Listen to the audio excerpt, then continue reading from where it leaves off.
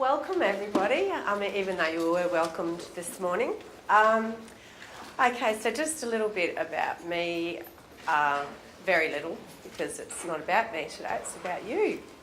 I come from originally about 14 years retail management background, and when in my heyday was running around Queen Street, Brisbane, managing within sort of David Jones and Myer and all those sorts of things. So customer service has always been something, and we will come across that when we're talking shortly.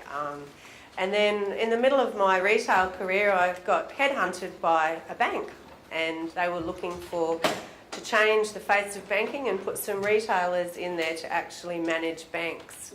So I applied for a role, and well, I didn't want to do it, but they offered me a bit more money, and I thought, oh, what'll I do? So they ended up offering me a job straight up as a bank manager with no banking experience whatsoever.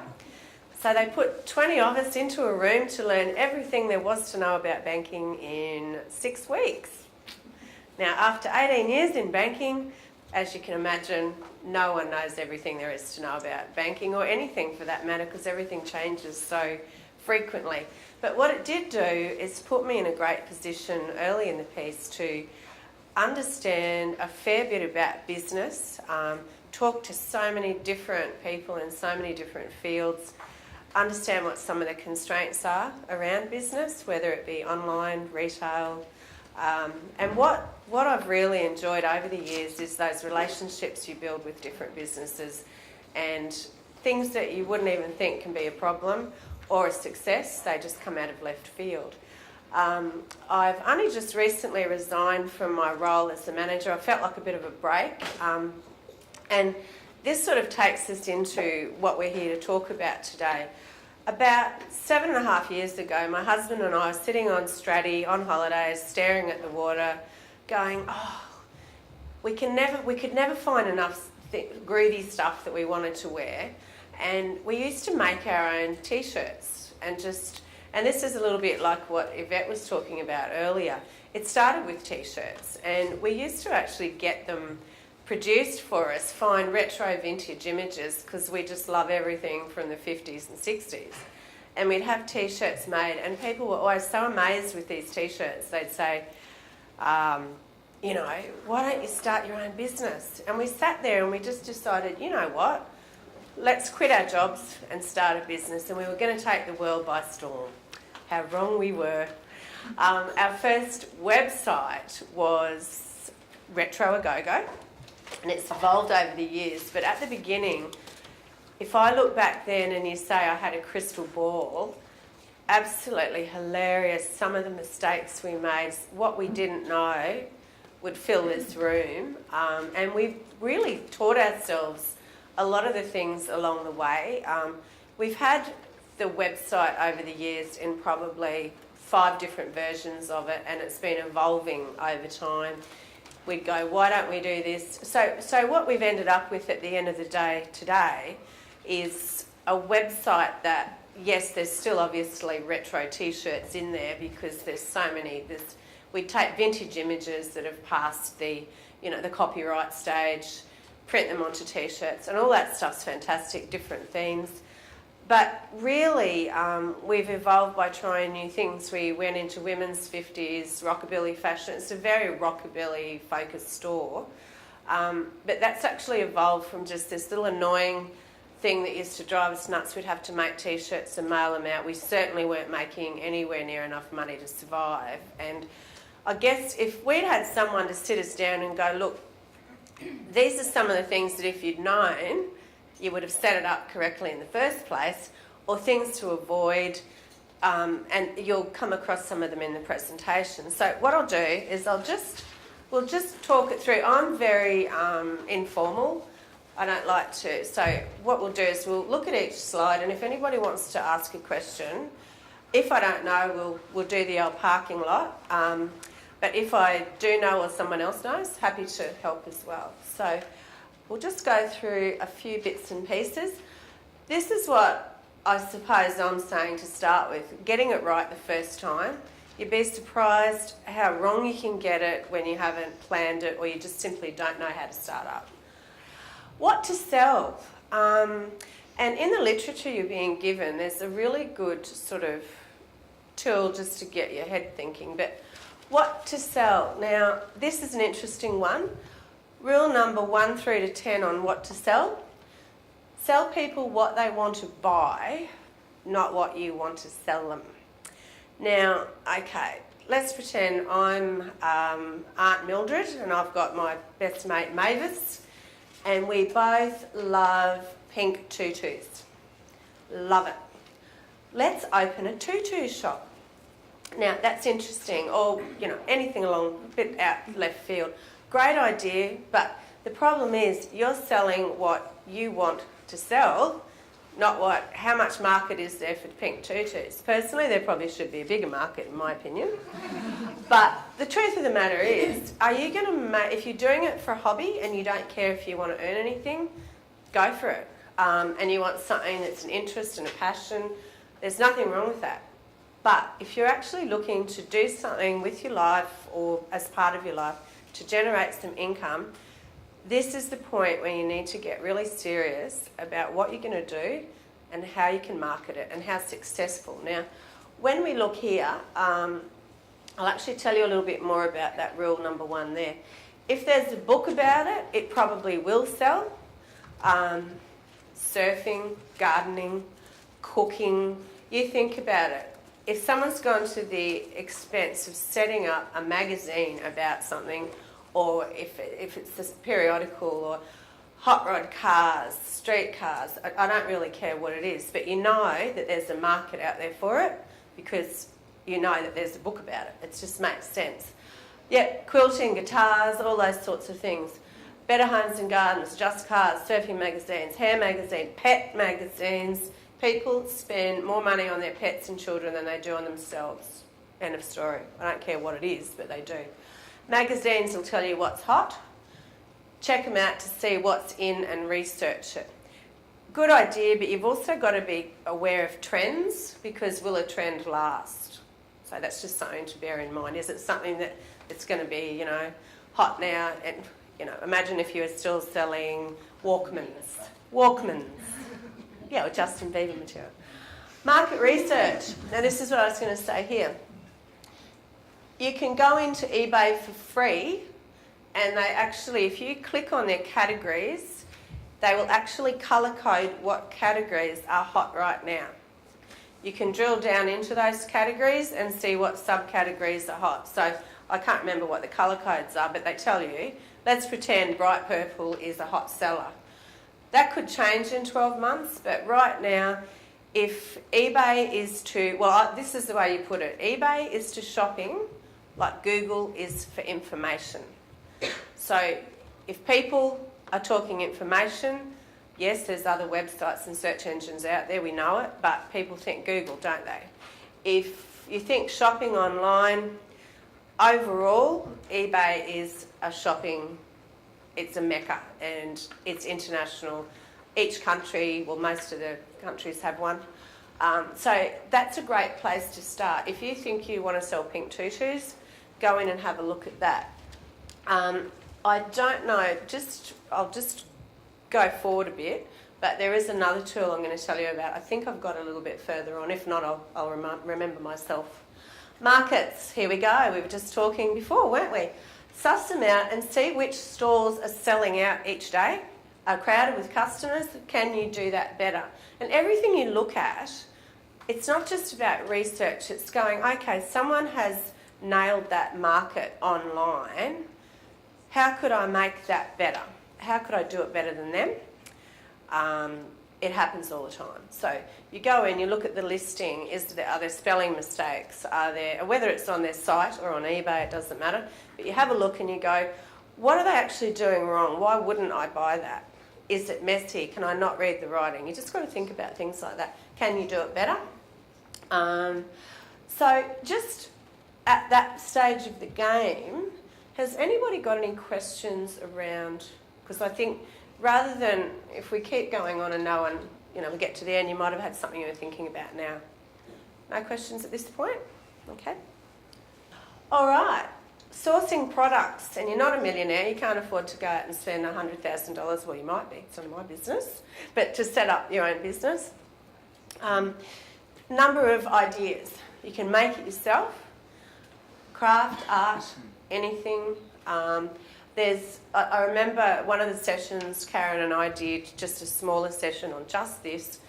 The next morning I got a fantastic email from one of the mothers, and what had happened is after we'd spoken, her little girl had gone home, she'd been making handmade jewellery, and she took photos of it, and I believe it was Etsy, because that's all about handmade and vintage, and she'd opened up a website overnight.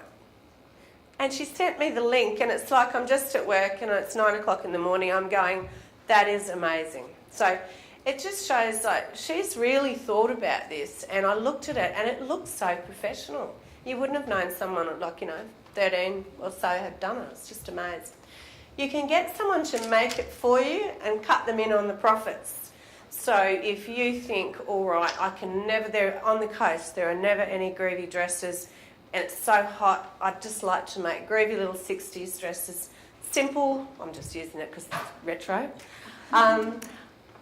How would it be? What if mum or a girlfriend's a really good seamstress and you could do all the marketing and set up the website, they could be making the product and you split the profits.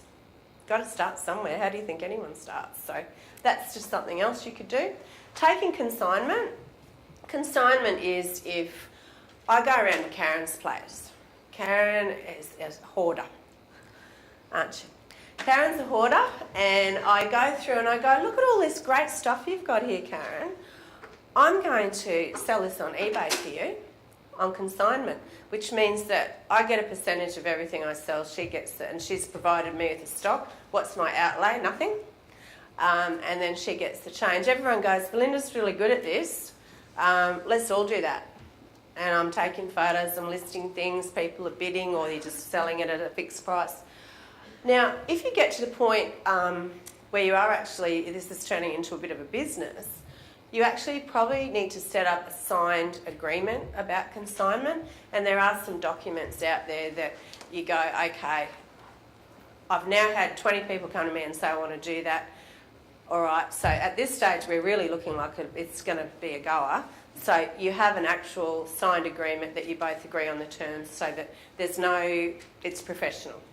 And you'll see in this that there's the early stage, the tentative stage, but as you move through, you're better to approach it with the idea of being a professional at the end of the day, or it'll just never go past being a hobby. So that's interesting.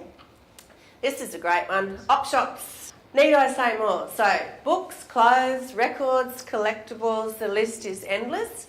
If you are thinking of selling online as in with a shopping cart and mailing out, also do your research on how you're going to ship it, what's going to cost you, because once again, if you are mailing out dinner sets that you've found in the op shop, how are you going to package that so they don't arrive broken? Just things like that. It sounds good. Books are great. You can just pop them in a satchel, unless they're like an encyclopedia. But I think things like that are really, there's things that you can do to research, and you're not going, oh, I've got all this really groovy stuff, I can't even mail it out. It's a great retro vase and it's not going to fit in anything. It's going to be a box. And you need to learn things. Go onto the Australia Post website. Once again, this is all in retrospect for me. Mistakes you've made. If you go onto the Australia Post website, you'll soon learn that sending something in a three-dimensional box costs so much more by weight than just sending something in a satchel. So go in, play around, measure a vase at home, go, all right, I'm going to buy a box. How much does that cost? You can buy prepaid boxes now. But also, what's it going to weigh? Weigh it if you can. And then you can go, all right, what it actually costs me to send? Is someone really going to buy that? However, you can also arrange, even if you've sold it online, you can arrange a local pickup facility. So just things like that. And you'll see that when you're actually looking for things in the classifieds you sell. Sometimes people will say local pickup only. And it just depends what it is. AliExpress. This is a fun one to research research what you can sell. What the story is with AliExpress is that originally there was a website, yep, a lot of it's made in China, India, it doesn't really matter, but have you ever been to some of those shops where they're a $2 shop? Now, what happens is those companies will buy 10,000 of a pen with a feather on the end of it. Because they're buying in so much bulk, they're getting it for practically nothing. So, do we want to buy 10,000 to experiment with? No, we don't, because we can be guaranteed it's Murphy's Law, it won't work. However, when you get onto AliExpress, Alibaba knew that a lot of people were out there wanting to try things and sample things to buy, and you can actually buy items one at a time now. So I just got a pair of board shorts sent over here from, they haven't arrived yet, but they've been sent from AliExpress so we can see what sort of quality they are in case we want to buy some more. The other interesting thing that you can do with AliExpress is, it's probably a little bit intense to talk about it right now, but drop shipping. Drop shipping is where you don't hold any stock. You get the supplier to send it directly to the customer. You've just put it on your website. But I'm telling you right now, make sure you disclose the turnaround time, how long it will probably take to arrive. And a lot of these places on AliExpress have free postage to Australia. So it's just things to work, have in the back of your head. You will be getting this in a brochure form, I think, in your gear that you've got with you. But it's just all the little things There's another interesting thing. There's an online, I'm calling it a link or something called Fat Fingers. Now what that means is, I don't know if people are aware or not, on eBay, regardless of all the kerfuffle, if you're buying something on eBay or selling something on eBay, then one most important thing in the whole world on eBay is the title. You get that many words to put in. Each one of those is what will make people find your product. Nothing more, nothing less. So if I was going to sell leopard lounge, a leopard print lounge chair, if I spelt lounge, L-O-U-G-N-E, because I'm very good at inverting numbers online when I'm typing, my one finger. If I spelt it like that, no one is going to find that product. Nobody. They're not going to see it. If you knew how competitive it was on in that particular sales channel to get anything on the first page of a search, that's a guaranteed way not to do it. However, Fat Fingers, this little website you can go onto, you put in the word lounge, it will bring up all of the listings on eBay that are spelt incorrectly for lounge. It sort of searches for what might be a mistake. If I've got somebody on eBay and I've found they've started a bid for $10 on their leopard lounge spelt incorrectly, no one's going to see that listing. Can I buy that for $10 because I'm the only bidder and there's no reserve? Absolutely. So this is the sort of tricks that you can source things for very, very little to sell. I've seen some people buy something from an eBay member and just simply have it on their website and they mail it straight directly from the other member. I wouldn't risk that because the other important thing on eBay is feedback. When someone sells you something on eBay and you give them lousy feedback, you've probably just, without knowing it, wrecked their whole business, because the feedback is the other thing that keeps you on page one. That's why they're really driving. It's a shopping experience for the customer, sadly, not the seller. And if you're perceived to give bad service, that's why we offer, we have an eBay store as well, we offer a no questions asked refund. And look, we end up having to wear it because even though we mightn't have done anything wrong there, they could even be fibbing about what's gone on. We go, well, $30 refund or whatever it is, compared with our business doesn't even show up on eBay anymore. So you've got to think like that. Pay in bulk and materials and sell it on individually, which I suppose you could do with your AliExpresses. You might see something somewhere. It could even just be in another $2 shop and go, Well, they've got packs of 10. I could split them up and sell them one at a time with a better profit. You could do that anywhere. You've just got to be careful about selling.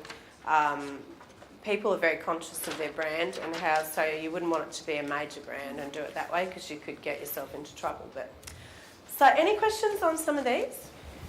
You don't have to be a particular age, like for kids to sell that money. Like, how does that work? We were talking about, who was I talking to that about a bit earlier? I think we were talking about that. What the story, yes, that's right, we were talking. We were actually deciding, part of that conversation, it's probably a really good time to open that up. eBay, you actually do, I believe, have to be 18 or over, but a parent could set it up. We're talking about the business here. We were talking about income, whether you need to register an ABN or a business, etc. I'm not 100% sure. I have registered a couple of businesses online and I haven't been asked for my age, but it would be, what I would do is Google ASIC and say, just Google age limitations business, and it will come up on Google for you. I don't believe there's any real, I don't think you have to have, I don't think there's an age limit on having a business account or anything like that, but to open a business account you will need an ABN. So I would check on the ABN thing, or is it that, and we were also... You can be 18 to have an ABN. Pardon? You can get an ABN younger than 18. Brilliant. There you go. See, I knew someone else would be more helpful than I was. But I do know that if you open a business account, you do need to, have an ABN or a business. Like, so there's an ABN or a business registration form. You don't actually necessarily have to register a business name to open a business account. You can just have an ABN. So, John Smith, there's the ABN. So good. Any other questions on that? Yeah. In regards to the banking side, Mm-hmm. a lot about taking a loan. Yes. If you say want a $10,000 loan and it's for starting a business, do you have to take a business loan or can you take a personal loan? With a business loan, banks have really tightened up on this because what's actually happened is there's a tendency for them to go broke. Yeah. So generally what will happen is people will tend to, without my advice, credit card or personal loan, start up to buy a car or furniture or whatever. Sorry you didn't hear it from me and I'm just being on fire. But the truth of the matter is, very few banks, and I have worked for 3 or 4, very few banks are going to lend to business without bricks and mortar security. They will do it, but in order for you to make that work, you have to actually have a business plan.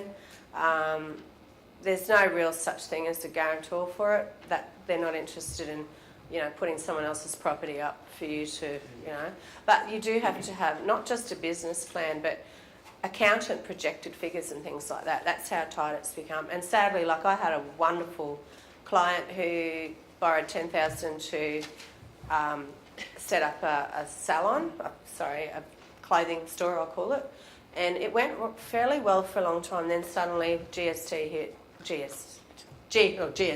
too, and she never really recovered. And it ended up they wrote off the debt, and that's not just one customer. That's happening all over Australia. So banks do not want to put people in a situation where they're losing their money. I mean, it happens, but that's not the idea of going into a loan. So probably if you're looking to just sort of buy and sell with funds, probably a credit card. It's more to buy a one product which is continually used for a service. So it's going to be like say a $5,000 upfront loan that I would probably get. So maybe a personal loan might just be more suitable. There are things that you can do when you're looking at, say, we'll call it equipment. There are things like equipment finance, but there are also things that, a friend of mine is in a marketing business on the coast. She actually was looking at a product which cuts out stuff, and you can buy them really, and they're very expensive, but you can get El Cheapos. She wanted a good one, and she said that her bank wouldn't lend her any money to do it, but they put her with the company who sells them, and they have a specialised lending arm, and they were able to finance a $50,000 piece of equipment. So that's an interesting one too. It's worth, so if you're looking at equipment, often the person selling the equipment has the finance arm that will actually talk to you. So they have different, they just go, well, I've got that equipment, it can be the security sometimes. And with starting an account, a business account? Yes. Easy, just need an ABN? Yep, ABN in your own name. If you want to register a business name, great. Bear in mind, if you go in and you have a normal business account, it's your name and an ABN. If you actually then want to open one in ABC, you have to shut that and open a new one. Okay. So you can't muck around too much with the title. The tax department get very excited if they think things are happening. They might miss something, mightn't they? Okay, the website. If you're going to open a website, you may or may not be selling products online. You might just be using the website to go, I've been at the markets, I'm selling really cool sandals like Karen's wearing with her broken toe. And people bought a pair and they want to get another pair, but they want to see, they might have to order it in advance, whatever. Your website might be about just a business card and a point of contact that people can go, hi Karen, I bought this off you on Saturday and I want to buy some more. Or I want to look at your products online to see if there's anything that I like before I actually go to the markets and look at your stall. Because let's face it, we're all busy. The reason I do everything online, I shouldn't, but I do. I hate getting a park. I hate shopping centres with people milling around and coming in my personal space. There's just nothing I can tell you I like about a shopping centre, sorry, nothing. Don't tell my friend who works in Maya as the sales manager. Now, so what we're saying here is whether it's an e-commerce site or not, theme is really important. As soon as somebody opens up your website, they need to know what it's all about. And we'll talk a little bit more some of the do's and don'ts, but they do need to immediately know what it's all about. There's a couple of really groovy websites we've been looking at home. Now the theme's there, but I tell you what, I can't get into it. I can't find the enter button anywhere. It's a mystery. It's weird what they do. These are the things to have in there. Frequently asked questions. Hi there, my name's Trinity, and I was wondering if you do local pickup. Now, do you think that when I was working from 5 in the morning till 8, before I went to work every day, going to my full-time job, getting home at, let's call it 5:30 or 6, and working till 10 at night, I really had time for local pickup? No. But we also used to put a civilised reason why we didn't offer local pickup. We didn't put that and sound all whingy. But there's lots of questions you'll get asked. Do you have a bank account if I want to deposit money straight into your account? There's so many. What's your return number? And look, if you look at all of this, contact. You need to have a contact point everywhere. Probably an online contact email box. You should also probably have your email address in each listing, just as an extra bit, because people, they'll ask you a question and they'll get bored. And tools online will tell you how long people have actually stayed on your site once you get established. And so if they're only staying on there for 2 minutes, something's not working. So terms and conditions, which really means that CYA, cover yourself. What that means is you tell people what those terms and conditions are of shopping, even down to things like don't reproduce their images, don't do this, don't do that. You can look at other websites to get inspiration for what their terms and conditions. Good professional websites will have it, and it'll be product specific or it will be geographically specific. Postage costs, if you're smart, you'll have a link straight in there to Australia Post if you're mailing from Australia Post, and you take it straight to a calculator so they can see you're not ripping them off and making a profit out of postage. Oh, it costs $7.20 to send a t-shirt. That's what Australia Post says, great. If I was charging $15 and it was $7.20, they'd be thinking, come on, you know, just your products are dear enough. We don't want to be adding it into the postage cost. Copy that sells. What that really means is look really hard at and back into descriptions as well, whether you're talking about your website itself or your products. build a story in there. You need the specifics about it, your dimensions or weight. You also need to give them some reason to buy, so action words, buy now, or whatever it is. And some fun stuff, like one of our t-shirt lines, we go, be the alpha male at the next barbecue. Or shock all your friends. Or it doesn't matter, because that's just us, because ours is like a retro fun site. It could be if you're selling gorgeous scented candles, it'll be, light up a piece of calm paradise this week. It's just sort of specific to your product. Photos are really important. And this is sort of some of these things are a little bit back to what Yvette was saying. You will need a certain amount of online skills. You can start with none, but you'll soon find that you wish you had this and you wish you had that. Everything that we did was self-taught. So I can do some Photoshop.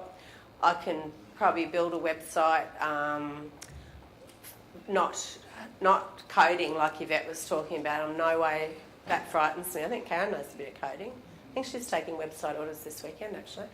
But but the truth of the matter is, I think you do need a certain amount. You need to know how to upload a photo. Now, the other side of it is, you've uploaded a photo, it might look fine, but then you'll see something on a professional store where that photo, that item has got a white background and the item sticks out beautifully, whereas yours is, it might have a sheet hanging behind it or something.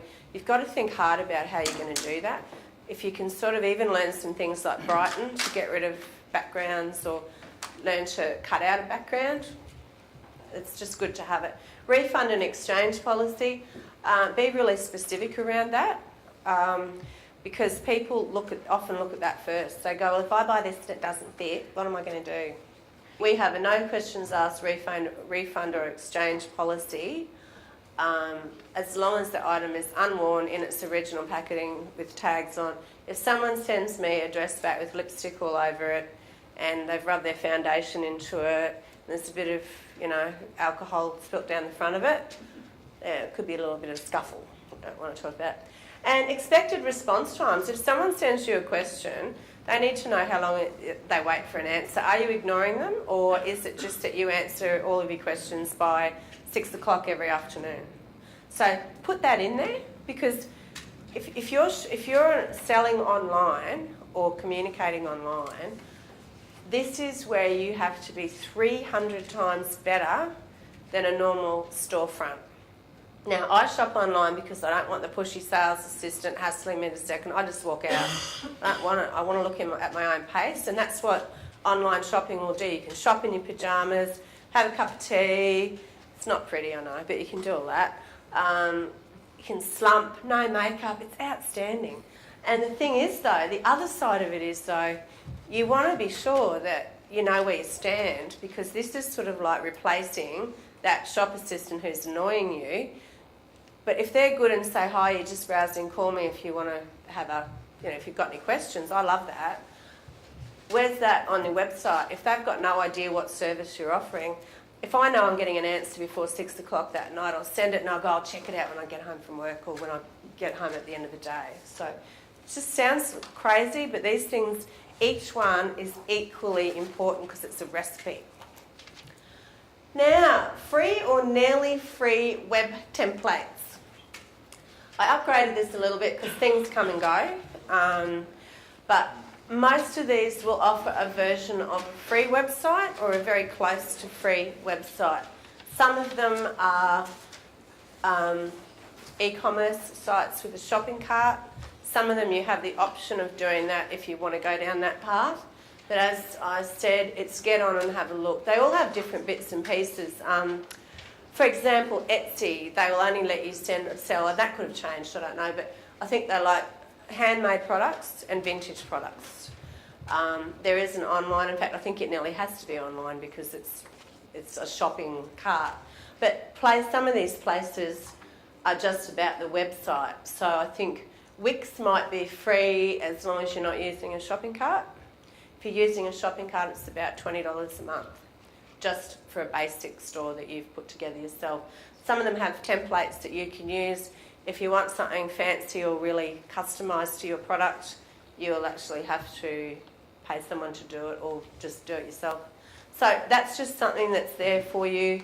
eBay has age limits, but I've seen people do well on that if their parents have set the store up for them and they just run it. Yeah. Do you use social media at all? Absolutely. Which ones do you use? We'll get to that. Yeah, trust me, I'm a doctor. No, but you're right. Yeah, it's hugely important, and Yvette would be a huge advocate of that. With the website one, WordPress is a really major player. Yeah. And I think WordPress, don't quote me, but I think their fame, apart from being a major player, is they allow products that you can sell uploads. Like if you're selling a book or something, a lot of them don't actually have that facility. I think it's WordPress, actually. Things to avoid. Now this is one of the reason I've got this up is because I made a few mistakes here, but I've also experienced some shockers online. Pop-up ads. How many of you have jumped on a website and suddenly this window pops up? Hi, do this, and you go and click. It's like the cat trying to get something. Get rid of it. It's just annoying. I usually just get straight off, and they wonder why they go broke. Audio. There's actually some of these are quite hilarious. Audio means our first website had what they called a flash intro, and I'll tell you about that, and it had sound. So it was so cool. Like, we thought it was outstanding. But what the story was is we had this amazing thing and spin to the Ford, and these birds would flutter, and this big Chev, 50s Chev, just went bang, and it had this motor running. Blah, blah, blah, blah, blah. It was so cool. Like, oh God. Yeah, that was all right. But you go into that, if you're someone who wants to shop there 3 times, you go, just get me past the car. You know, nice, but if you've got a computer that's a bit slow, those things make them even slower. So are you there to show how cool you are, or are you there to sell some stuff? So you got it. It's a fine line, because it's all about being cool. Spelling and grammar mistakes. Spell check everything. And an interesting one too is I'm often torn, because we sell globally, and I'm often torn between realise with an S or a Z, American spelling, English. I go, well, I speak English, unlike them. But just be aware of what your market is. In Australia, I would use English. In America, you'd use, I don't know. But even spelling and grammatical mistakes, you really do need to use spell check, because that could put people off, and they can't even spell. Who are these people? Too many third-party ads. Some people, when you get right into online shopping or selling, you can do affiliate things and all of that, but be very careful about that. There's a lot of money to be made in affiliate marketing. That's a whole other conversation, but it can just put people off and make them leave, because they're there for a quick time. We're all busy. Video, and or force. So sometimes someone, all right, the other day I jumped on to look at real estate because I was fantasising as usual. Clicked on just a property, and it wouldn't let me go past watching a video of the guy telling us how fantastic he was. Not interested. Just watch that, and I didn't have a choice. That's why I say forced. Pop-ups for newsletter sign-ups. If people think you're interesting enough, they'll sign up. I've got lots of people in my newsletters. Difficult navigation. This is probably what I was talking about before. It's a cool site. Love to have a look in it. Click. How do you get in? I have no idea to this day. It'll be one of the great mysteries, like the pyramids. Make it really easy to use. Just say, look, Nan's just jumped onto the internet for the first time. How can I make it easy? How would she find it? We actually have a rule with council. Yes. Yeah. That it has to be 8 years literacy level of an 8-year-old, just to make, because some people can't read English very well, so it's a second language, or they're not very good at it, so you actually have to make it as simple as possible so that everybody across the board can read And still I struggle. Yeah. Oh dear. Dear. But you're right, and that's exactly how you should be thinking. As age 12 or something like that. This is a favourite of mine, whether it's on a video or on telly. The owner comes out little shiny forehead. Hello, I'm Trent from, and you're going, what's this? And you're thinking, this looks, sorry, but it looks a bit too big. We're talking about social media, which we'll have a chat about, but the thing is, yes, social media is about personalising. People want to know how things are done, how they're made, they want to be part of the journey.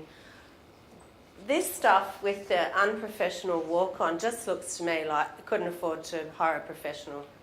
I don't mean to be awful, but I'll never forget, before any of you were born, there was an ad in Wide Bay.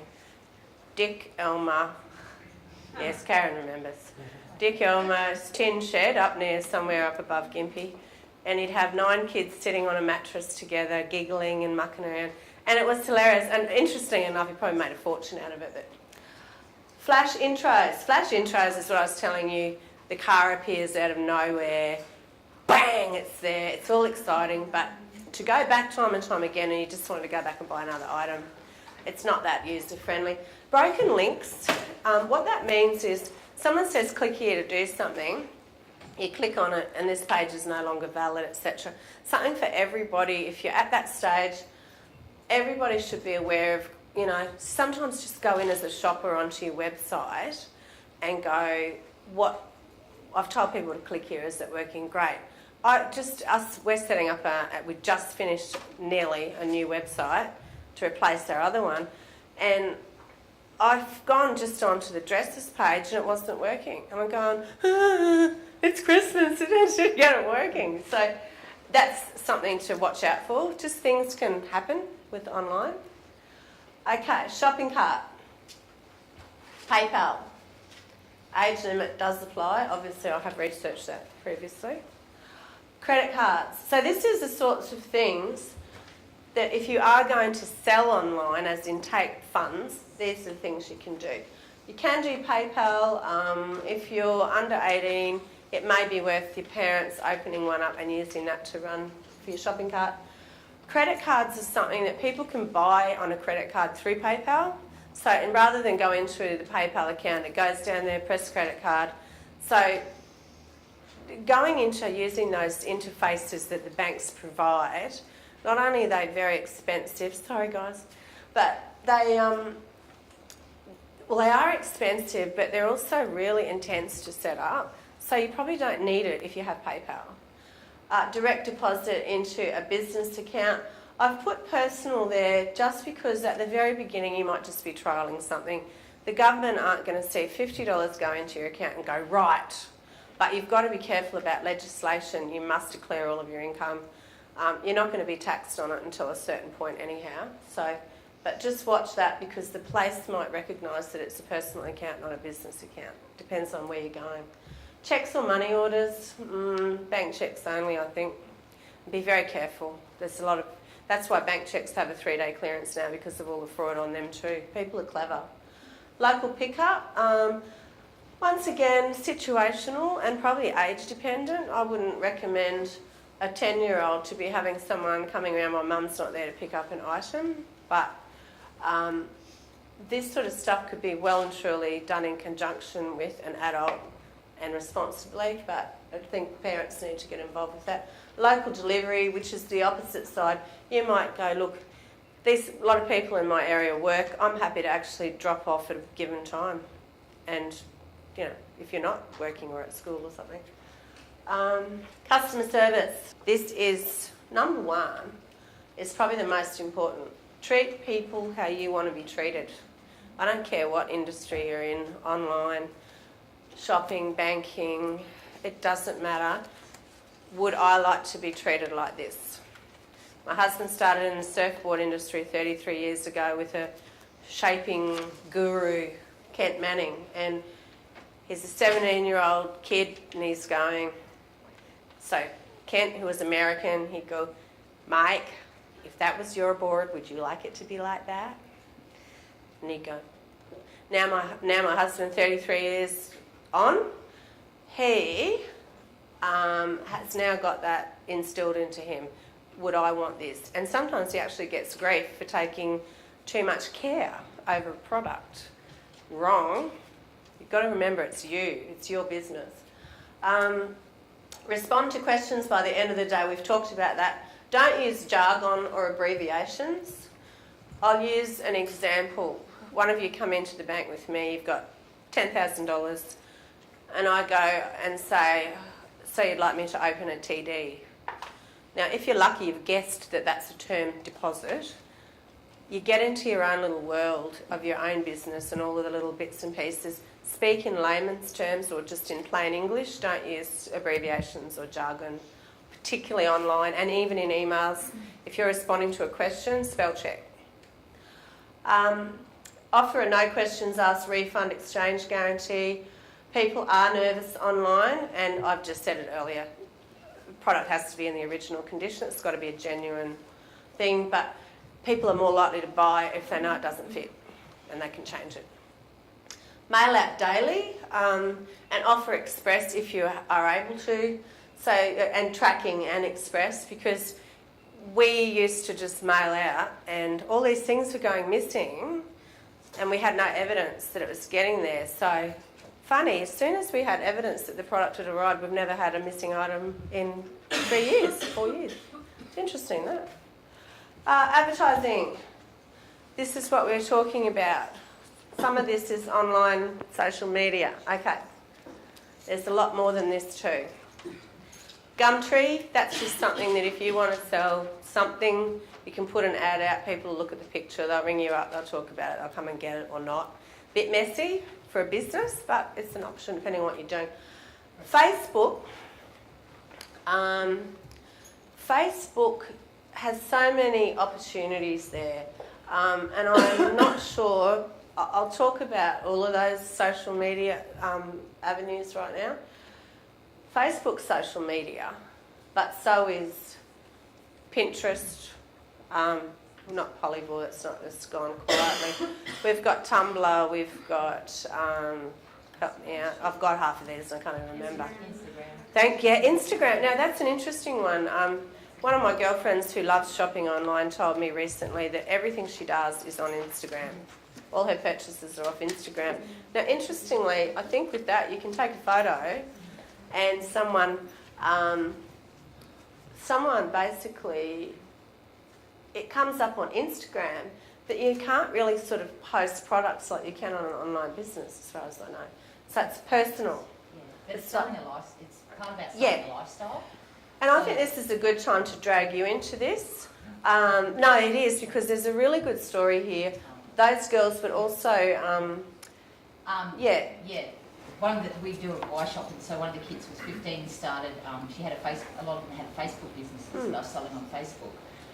So then I showed her an article about two jewelry designers in America who had sold a lifestyle through Instagram. So they'd get all their beautiful friends together and they'd be down the beach taking photos and having cocktails and all these glamorous outfits with all the jewellery all over them. And they got that big just through Instagram within 6 months. So they started selling to Bloomingdale's dwarfs. And they had Rhiannon and all the celebrities wearing all their jewellery.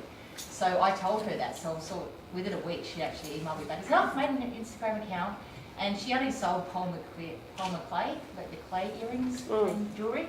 Then she actually started to go into fashion design and stuff like that. So she took photos of everything that she was doing, whether it was painting a cactus on a pot, doing nail art, anything like that. And she actually had all these pictures. And then within a year, she sort of had followers from Big Brother who were following her nail art, even though she didn't sell it because everything went back to her Facebook store that was selling jewellery. But people were responding to it because they were seeing this lifestyle and she looked so cool and everything she was doing was so cool and the photos were so brilliant that they kind of get sucked in that way. So it's just another way to use Facebook, as Facebook would be the business and the entry point to sell the product, but Instagram is the actual, sort of like your yellow, your conduit. Your full page spread. Yeah. Newspaper or magazine spread. That's what you treat it as. So. And look, we have on our site, we've got LinkedIn, Facebook, Twitter. Nearly forgot Twitter. Still don't understand it, but we've got heaps of followers. Still don't get it, but okay, whatever. We've got Pinterest. Now, Pinterest's interesting.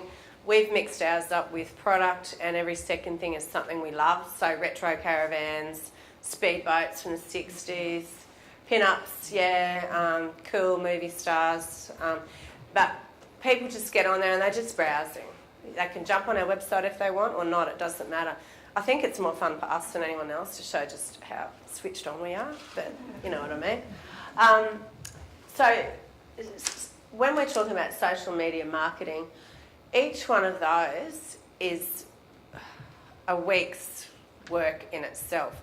But what I would advise is that you need it to operate an online business. So what I would do is I'd make a shopping list of the social media websites and I would join each one. Can I add something? Yeah. But master one first. Don't do. Yeah. I don't want to through the half-assed job. Yes, Fault. that's right. Because Just people shopping notice list that, through them. So really Yeah. make one great, and then once you've got that up and running and made that great, and it's just habit to post stuff too, then turn around and make another one and make that great and really concentrate on it, and then you can link them all together. There's websites and Yeah, software that actually does all that, so it links everything in together. it does. But just, don't make a mosh pot of just trying Yeah, to do everything. Just really concentrate on one thing first and promote that one first. And just with Facebook, a couple of things on that. One thing is that I might be Mary Smith and I have my own personal Facebook page. I would advise not using that for your business because you can open a page which is business only, and you can, because you don't want the general public looking into your personal life, knowing what you do, where you are, and all that stuff. What you do is it goes down on your home page or whatever it is over on the left, it says open a page, which basically means start up a page, which we have Retro A Go-Go. It's got, no one from there really knows that Belinda Ford runs that, but we've got 16,000 likes plus on our Facebook page for Retro A Go-Go and other pages for our other online businesses which are more recent. But Belinda's just got her own friends and a few people I might know through, workmates and stuff like that. They're nothing really to do. Like my friends can look at Retro A Go-Go, but sort of not the other way around, because it is. We all have all the horror stories about social media. But if you do it properly, you're pretty well protected. And also on Facebook, if you're going to start up a page about your business, there's a spot there. How are we going? We're nearly, yeah, okay, great. Spot there that you can put up your header. Don't have too much writing on it or they'll take it down because they don't want it to be an ad as such because they have Facebook ads. All right, local business directories, they're free. Business cards are still valid? Oh, absolutely, yeah. Business cards and networking, we won't get too carried away, but networking is something that I'm not talking about, I'm on the Chamber of Commerce Committee, but I'm not talking about going there, swapping cards, shaking hands and having coffee next week. Networking is building up trust and long-term relationships with your locals, knowing everyone. It's just about catching up with everyone as often as you can, to be honest, and helping each other. So choose your product, source and create it. Decide your demographic and target market. So do some work around that. There's a website called TerraPeak, which lets you do market research to tell you the likelihood of sell-through rate. It costs you money, but you can get a month free trial. So if you're going to do it, make sure you're ready to research, use that month. And you can put in purple headband, and it'll tell you how likely that is to sell. 30% plus means that there's the market out there. Under that, you're probably not going to go there. Start your website, upload your products, images and descriptions, shopping cart or just contact or bank deposit. Just tell them how they can buy it. It might just be it's not an online shopping cart. Advertise and enjoy it. I'm just loving online so much. You can be working at midnight. We can nearly run our business from anywhere in the world now because we're hardly holding much stock ourselves anymore. So you can do it. The only thing limiting you is your imagination. Well, thank you. No worries. Thank you, guys.